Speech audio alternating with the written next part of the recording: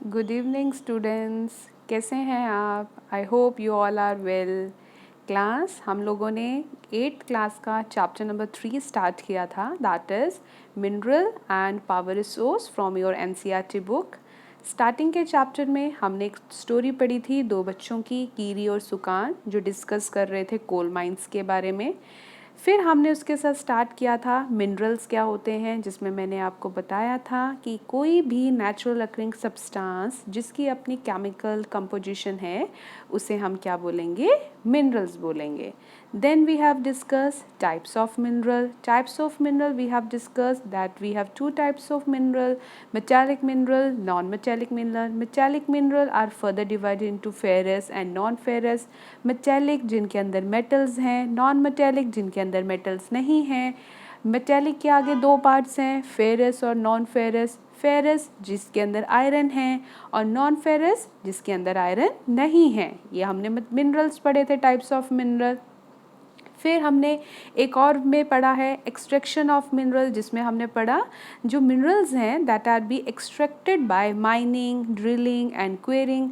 Mining are further divided into two parts, open cast mining and shaft mining.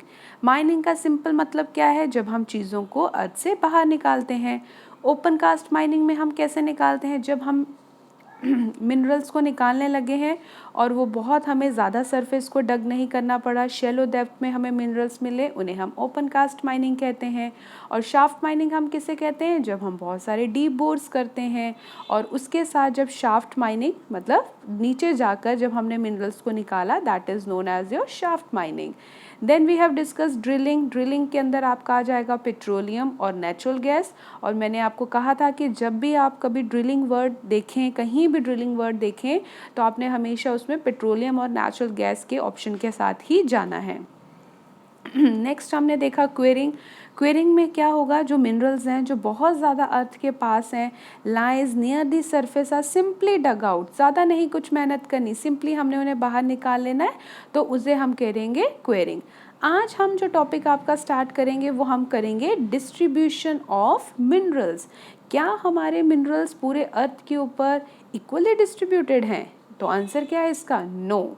हमारे minerals अर्थ के ऊपर equally distributed नहीं हैं। कुछ जगहों पर मिनरल्स बहुत ज़्यादा हैं, कुछ जगहों पर मिनरल्स बहुत ज़्यादा कम हैं। तो अब हम उसी की डिटेल में बारे में पढ़ेंगे और इसमें हम पढ़ेंगे distribution of mineral in the world. फिर हम डिस्कस करेंगे distribution of mineral in India. अब आप लोगों को अगर याद होगा, अगर आपने 7th क्लास में you have discussed and you have learn about the 3 types of rocks, और वो कौन कौन से हैं? इग्नियस रॉक, सेडिमेंट्री रॉक और मेटामॉर्फिक रॉक। इग्नियस रॉक हमारे कैसे प्रोड्यूस होते हैं? With the volcano. जब वॉल्केनो से जो रॉक्स बनते हैं या हॉट मैग्मा से जो रॉक्स बनते हैं उन्हें हम इग्नियस रॉक बोलते हैं। वही इग्नियस रॉक जब हमारे with due to the pressure of wind, sea waves and erosion activity से काफ़ी देर ब्रेक होने के बाद जो नई फॉर्मेशन लेते हैं, दैट इज योर, हम पढ़ेंगे उसको हम क्या बोलेंगे? Sedimentary rock. और उसी के थोड़ी देर आगे जाकर विद हीट एंड प्रेशर के साथ जो हमारे फिर से एक जो रॉक की फॉर्मेशन होगी वो होंगे हमारे मेटामॉर्फिक रॉक। अब minerals occur in a different types of rock, some are found in igneous rock and some in metamorphic rock. वो कह रहे हैं कि हमारे जो मिनरल्स हैं वो कुछ हमारे इग्नियस रॉक में मिलते हैं और कुछ हमारे मेटामॉर्फिक रॉक में मिलते हैं, ठीक है। और rocks formation that form large plateaus, और यही रॉक्स बनकर हमारे प्लेट्यूज को डेवलप करते हैं। Iron ore in the north Sweden, copper, निकल deposit in Ontario Canada, iron, निकल, क्रोमाइट एंड प्लेटिनम, ये सारे के सारे मिनरल्स हैं जो आपको इग्नियस और मेटामॉर्फिक रॉक में मिलेंगे। कुछ हमारे मिनरल्स हैं जो सेडिमेंट्री रॉक में मिलेंगे। Sedimentary rock formation of plains and young fold mountain contain non metallic minerals.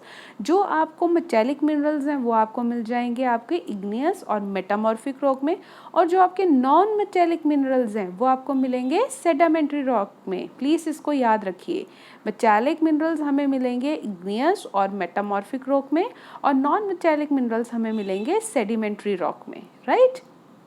Now हम पढ़ेंगे सबसे पहले वर्ल्ड डिस्ट्रीब्यूशन ऑफ वर्ल्ड में we will start with your Asia. Now there is one, do you know, given in your book, you can always tell if a rock contains copper because them the rock looks blue in colour. अगर किसी colour का, अगर किसी rock का colour आपको जो है वो ब्लू लग रहा है तो इट मीन्स उस रॉक के अंदर क्या है, उस रॉक के अंदर है कॉपर. ठीक है बेटा. Now next we have Asia. अब सबसे पहले स्टार्ट करते हैं. एशिया जो है that is the China and India have a large iron ore deposit. सबसे ज़्यादा चाइना के और इंडिया के जितने भी आयरन और डिपॉजिट हैं वो सबसे ज़्यादा कहाँ हैं, हमारे एशिया में.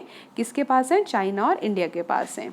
The continent produce more than half of the world tin. ये जो कॉन्टिनेंट है हमारा, जो एशिया है, ये वर्ल्ड का हाफ से ज़्यादा टिन जो है ये प्रोड्यूस करता है. चाइना, मलेशिया, इंडोनेशिया जो है वो सब इसके लीडिंग प्रोड्यूसर्स हैं. China also leads in production of lead, antimony and tungsten. इन सारी चीज़ों के लिए भी चाइना जो है वो हमारा लीडिंग प्रोड्यूसर में आ जाता है. राइट. चाइना और इंडिया जो है लार्ज आयरन और डिपॉजिट, आपने ये इसमें मेन याद रखना है. और जो चाइना है that is the China, Malaysia and Indonesia, ये वर्ल्ड लीडिंग टिन प्रोड्यूसर्स भी हैं. तो इसमें आपने एशिया में ये एक पॉइंट मेन याद रखना है. स्विट्ज़रलैंड जो है बेटा उसमें कोई भी आयरन डिपॉजिट्स नहीं है और Switzerland has no known mineral deposited. मतलब कि एक Switzerland is the, you can say that a place जहाँ पर आपका कोई भी मिनरल डिपॉजिट आपको नहीं मिलेंगे.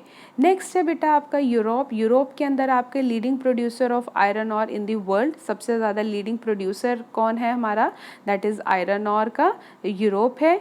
Russia, UK, Sweden and France, these are the country जहाँ पर आपको लार्ज डिपॉजिट्स मिलेंगे. Mineral deposit of copper, lead, zinc, magnesium, nickel are found in eastern Europe and European Russia. यहाँ पर आपको ये सारे मिल जाएंगे. इसमें आपने मेन याद क्या रखना है, यूरोप में iron ore in the world, leading producer of iron ore in the world, ये आपने किस में याद रखना है, यूरोप में याद रखना है आपने, ये मेन है. ठीक है. नेक्स्ट है नॉर्थ अमेरिका. नॉर्थ अमेरिका में बेटा आपने सबसे पहले ये याद रखना है कि नॉर्थ अमेरिका के जो मिनरल्स हैं वो 3 रीजन्स में डिवाइड हैं. कितने रीजन्स में, 3 रीजन, मतलब ये आपके 3 जोन्स में डिवाइड हैं. पहला जो है that is Canadian region, that is in the north of Great Lakes. सबसे पहला Canadian region. Second Appalachian region and the third जो है आपका mountain range of the west. सबसे पहले तो आपने ये वाला पॉइंट लिख देना है that north America is located, the iron deposits जो भी हैं इसके अंदर जो डिपॉजिट हैं वो आपके 3 जोन्स में हैं. Canadian region, Appalachian region and mountain range of the west. Iron, nickel, gold, uranium and copper ये आपको कैनेडियन शील्ड रीजन में मिल जाएगा.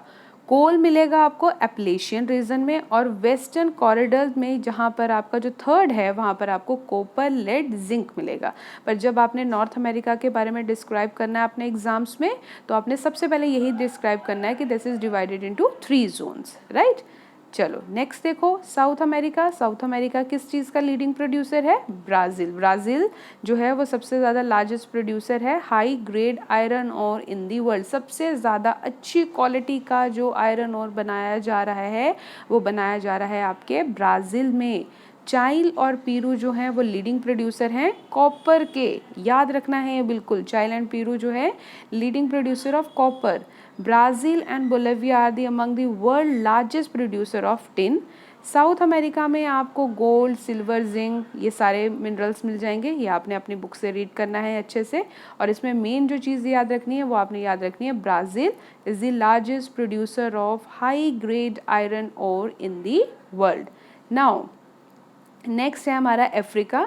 अफ्रीका जो है आप सबको पता है मिनरल रिसोर्स सबसे ज़्यादा कॉन्टिनेंट है और बहुत बढ़िया कॉन्टिनेंट है.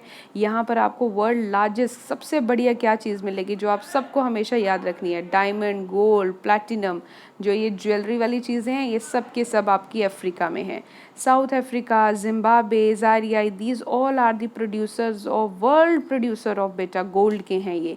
तो आपने याद रखना है डायमंड, गोल्ड, प्लैटिनम ये सारी चीज़ें कहाँ पर है, अफ्रीका में. बस आपने इतना मेन पेपर में लिख देंगे, the answer will be right. Okay. The other minerals जो अफ्रीका में आ गए वो सब आपने लिख देने हैं, कॉपर, आयरन और क्रोमियम, देन यूरेनियम, ये सब आपने लिख दें. पर मेन जो आपने जिसके ऊपर फोकस करना है वो आपने करना है डायमंड, गोल्ड और प्लैटिनम के ऊपर. ऑयल जो है वो भी आपको सबको पता है अफ्रीका में मिलता है, ये तो सब बच्चों को पता है। और कहाँ पे मिलेगा? नाइजीरिया, लीबिया एंड एनालोगा, ठीक है। Now next we have Australia. Australia जो है largest producer of bauxite in the world, ये आप याद रख लो। बाकी अगर नहीं भी याद रहेगा कोई बात नहीं है, पर बॉक्साइट जो है आपने याद रखना है ऑस्ट्रेलिया से। ऑस्ट्रेलिया ए से पढ़ता है और ए के बाद क्या आता है? बी आता है, तो बी से क्या आ गया? बॉक्साइट आ गया। सिंपल, ऐसे हम इसको याद करेंगे।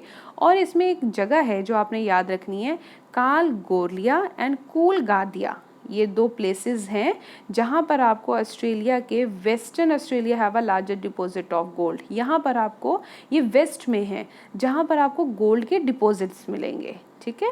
And the last we have your Antarctica. Antarctica जो है that is the geologically sufficient well known to predict the existence of variety of mineral deposit, some probably large significant size of deposit of coal in the trans-Antarctic mountain and iron near the Prince Charles Mountain of East Antarctica is forecasted। यहाँ पर याद रखना है trans Antarctic mountain and east Antarctic जो आपके main है जहाँ पर आपको आयरन मिलेगा, ठीक है। आयरन और गोल्ड, सिल्वर, ये सारे आपको वहाँ पर अवेलेबल है, ओके।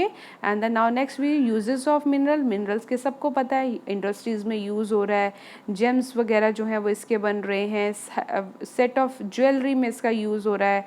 मिनरल्स के बिना तो बेटा कोई भी चीज़ जो है हमारी पॉसिबल ही नहीं है। सिलिकॉन का यूज़ हो रहा है हमारा कॉपर इंडस्ट्री में, एल्युमिनियम का यूज़ हो रहा है हमारा, तो आप समझिए कोई भी हमारी इकोनॉमी का जो बेस है that is your minerals, right. ना next we have a conservation of minerals. क्या हमें मिनरल्स बचाने चाहिए? बिल्कुल हमें मिनरल्स बचाने चाहिए। आपने ये 3 वर्ड सुने होंगे, रिड्यूस, रिसाइकल एंड रीयूज़। मतलब जितना हम ज़्यादा से ज़्यादा इनको बचा के रखेंगे उतना ही हमारी फ्यूचर जनरेशन के लिए बेटा इसको हेल्प हो जाएगा। तो इसकी वेस्टेज जो है वो नहीं करनी है, ज़्यादा से ज़्यादा रिसाइकलिंग करनी है और जितना ही यूज़ है उतना ही करना है, फालतू में उसको वेस्ट नहीं करना। This is your conservation of minerals, right. Now in the next topic we will start with your power resource.